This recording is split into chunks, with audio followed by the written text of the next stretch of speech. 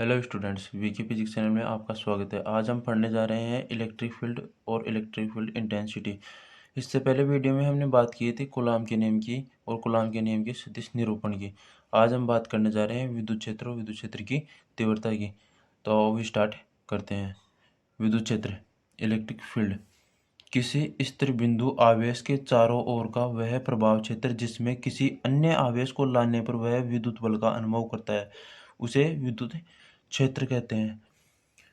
इसका मतलब यह है कि जब कोई आवेश लेते हैं, आवेश क्यों लेते हैं, तो उसके चारों ओर का वह प्रभाव क्षेत्र जिसमें किसी अन्य आवेश को लाने पर वह एक विद्युत बल का अनुभव करता है, आकर्षण या प्रतिकर्षण बल का अनुभव करता है, तो उसे विद्युत क्षेत्र कहते हैं। तो विद्युत क्षेत्र की अवधारणा सर्वप्रथम वैज्ञानिक फेराडे द्वारा प्रस्तुत की गई थी। विद्युत क्षेत्र एक सदिश क्षेत्र होता है, मतलब इसकी दिशा और परिमाण दोनों होते हैं। विद्युत क्षेत्र की तीव्रता इंटेंसिटी ऑफ इलेक्ट्रिक फील्ड विद्युत क्षेत्र में स्थित किसी परीक्षण आवेश पर लगने वाले विद्युत बल तथा परीक्षण आवेश के अनुपात को विद्युत क्षेत्र की तीव्रता कहते हैं। इसका मतलब यह है कि विद्युत बल और उसके आवेश के अनुपात को ही विद्युत क्षेत्र की तीव्रता कहते हैं। विद्युत क्षेत्र की तीव्रता इक्वल टू विद्युत बल बटे आवेश। विद्युत क्षेत्र की तीव्रता को कैपिटल ई वेक्टर से दर्शाते हैं और विद्युत बल को एफ से, फोर्स बटे चार्ज को क्यू नोट से डिनोट करते हैं।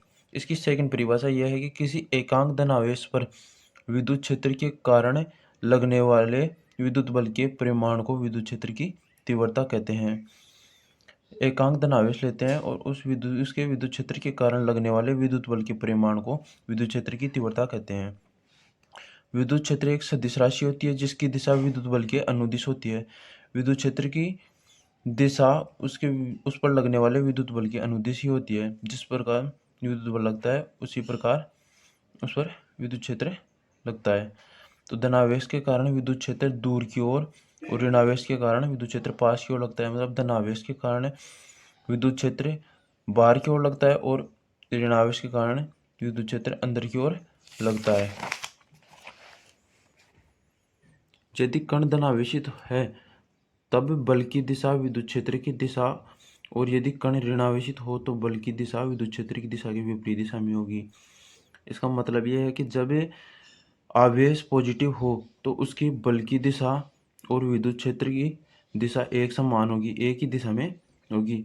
और यदि कण ऋणावेशित हो, आवेश ऋणावेशित हो तो उसके बल की दिशा और विद्युत क्षेत्र की दिशा विपरीत दिशा में होगी। यहाँ पर यह नेगेटिव साइन इसकी दिशा को डिनोट कर रहा है, इसकी दिशा को बता रहा है कि इसकी बल की दिशा और विद्युत क्षेत्र की दिशा अलग अलग दिशा में होंगी। इससे पहले हमने जस्ट बात की थी कि अगर आवेश पॉजिटिव हो तो विद्युत क्षेत्र बाहर की ओर लगता है, और यदि आवेश नेगेटिव हो तो विद्युत क्षेत्र अंदर की ओर लगता है, आवेश की तरफ लगता है। और यदि पॉजिटिव हो तो विद्युत क्षेत्र बाहर की ओर लगता है, प्लस क्यू के कारण विद्युत क्षेत्र और माइनस क्यू के कारण विद्युत क्षेत्र। इस डायग्राम से हम समझ सकते हैं। विद्युत क्षेत्र का मात्रक, विद्युत क्षेत्र का मात्रक होता है न्यूटन प्रति कूलाम।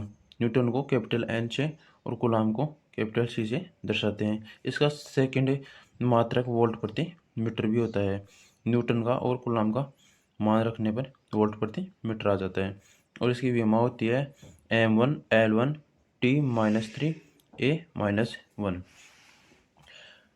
विद्युत आवेश के कारण विद्युत क्षेत्र electric field due to a point charge. बिंदु आवेश के कारण विद्युत क्षेत्र।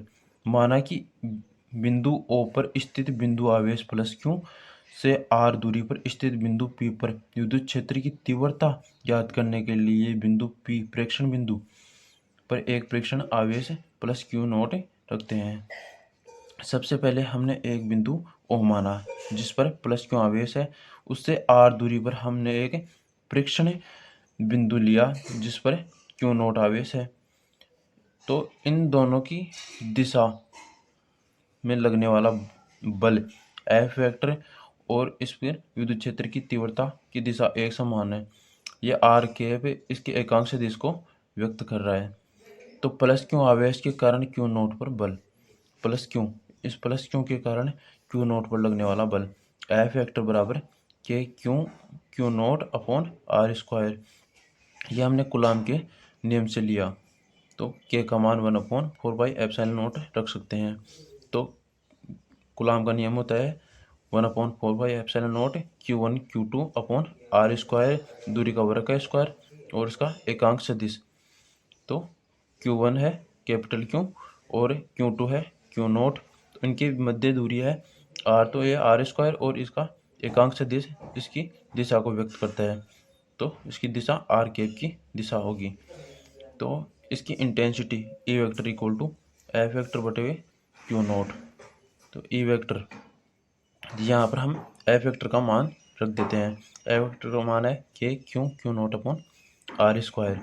तो यहाँ पर 1/क्यू नोट और ये एफ वेक्टर का मान है, तो यहाँ पर क्यू नोट से क्यू नोट कट जाएगा और के क्यू अपॉन आर स्क्वायर बच जाएगा। तो k q upon r square r cap. तो यहाँ पर वापस हम के का मान रख देते हैं 1/4 यहाँ विद्युत क्षेत्र की तीव्रता की दिशा बल की दिशा होगी। विद्युत क्षेत्र की जो तीव्रता की दिशा होगी वही बल की दिशा होगी। जिस दिशा में विद्युत क्षेत्र की तीव्रता होगी उसी दिशा में बल की दिशा होगी। जैसे यहाँ पर दिखाया गया है, विद्युत क्षेत्र की तीव्रता है उसी दिशा में बल की दिशा होगी।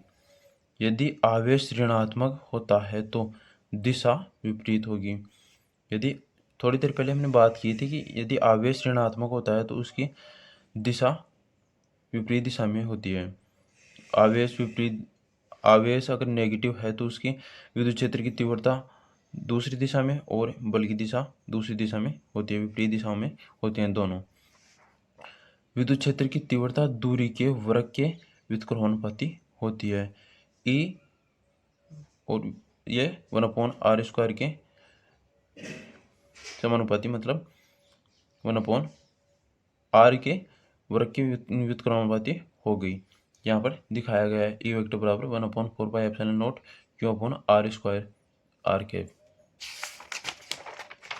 मतलब यह है कि ये 1/r² के तो समानुपाती बोल सकते हैं और आर स्क्वायर के व्युत्क्रमानुपाती बोल सकते हैं इसको। जब बिंदु आवेश एप्सिलॉन आर पराविद्युतांक के मध्य में स्थित हो तब विद्युत क्षेत्र। इतनी देर हम निर्वात में बात कर रहे थे, अब बात करेंगे मध्य में। एप्सिलॉन आर पराविद्युतांक के मध्य में स्थित हो तब। तो EM ये माध्यम के लिए लिया गया है। पहले हमने E लिया था, तो 1/4 एप्सिलॉन माध्यम के लिए हम एप्सिलॉन का यूज़ करेंगे। पहले एप्सिलॉन नोट का निर्वात के लिए यूज़ कर रहे थे, तो q upon r square r cap. तो एप्सिलॉन का मान यहाँ पर रख देते हैं। एप्सिलॉन का मान होता है epsilon equal to epsilon r epsilon not. ये रिलेटिविटी के लिए और ये निर्वात के लिए होता है। तो 1/4 epsilon r epsilon not q upon r square r cap. तो यहाँ पर हम देखते हैं कि ये यहाँ से पूरा एप्सिलॉन आर को छोड़कर ये पूरा मान ई का मान है जो हमने पिछले पेज में निकाला था। तो EM इक्वल टू ई बटे एप्सिलॉन आर। तो यहाँ पर हम देखते हैं कि जब ई में एप्सिलॉन आर का भाग देते हैं तब EM प्राप्त होता है। तो यहाँ पर बड़ा ई है, EM इससे छोटा है, तो EM less than e. Epsilon r का मान हमेशा 1 से कम होता है। अतः परावैद्युत माध्यम में विद्युत क्षेत्र की तीव्रता का मान निर्वात में तीव्रता की अपेक्षा एप्सिलॉन आर गुना कम होता है। अर्थात परावैद्युत माध्यम में विद्युत क्षेत्र की तीव्रता का मान निर्वात में तीव्रता की अपेक्षा एप्सिलॉन आर कम होता है। तो ये इस सूत्र से हम समझ सकते हैं। ऐसे वीडियो देखने के लिए हमारे चैनल को लाइक करें और सब्सक्राइब करें। हमारे जो भी क्लास 11th और 12th के नोट्स हैं वो हमारे टेलीग्राम चैनल पर उपलब्ध होंगे। हमारे टेलीग्राम चैनल को ज्वाइन करें।